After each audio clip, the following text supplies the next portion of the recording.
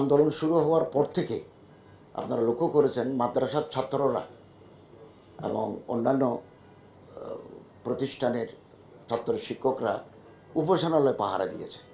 আমি কক্সবাজার যারা এই ন্যাক্কারজনক হামলা উপাসনালয় করে তারা মূলত দুর্বৃত্ত। আমরা চেষ্টা করব দুর্বৃত্তদের আইনের আওতায় এনে কঠোর শাস্তি নিশ্চিত করার জন্য। এবং এটা অসাম্প্রদায়িক দেশ এবং এই অসাম্প্রদায়িক চেতনাটাকে আমাদেরকে লালন করতে হবে। এবং আমরা আজকেই সচিব মহোদয়কে আমরা বলেছি আমাদের মন্ত্রণালয় থেকে আমরা একটা হটলাইন আজকেই আমরা ঘোষণা দেব। বাংলাদেশের কোথাও যদি কোনো উপাসনালয় অথবা কারো বাড়িঘর কারো সম্পত্তি আক্রান্ত হয় তিনি যদি হটলাইনে যোগাযোগ করেন আমরা স্বরাষ্ট্র মন্ত্রণালয়ের সাথে সমন্বয় করে তাৎক্ষণিক ব্যবস্থা নেওয়ার আমরা উদ্যোগ নেব।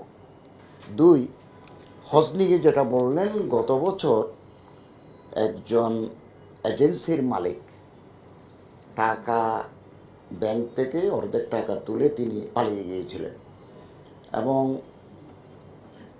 সচিব মহোদয়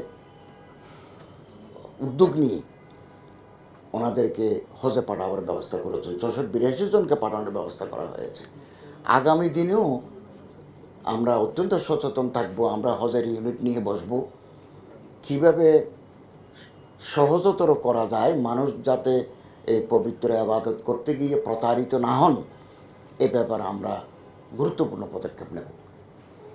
আর ভাড়াটা নির্ধারণ করে বাংলাদেশ বিমান, আমরা বিমান মন্ত্রণালয়ের সাথে আলোচনা করে এটাকে রিজনেবল প্রাইসের ভিতরে আনা যায় কি না এটা নিয়েও আমরা সচেষ্ট থাকব।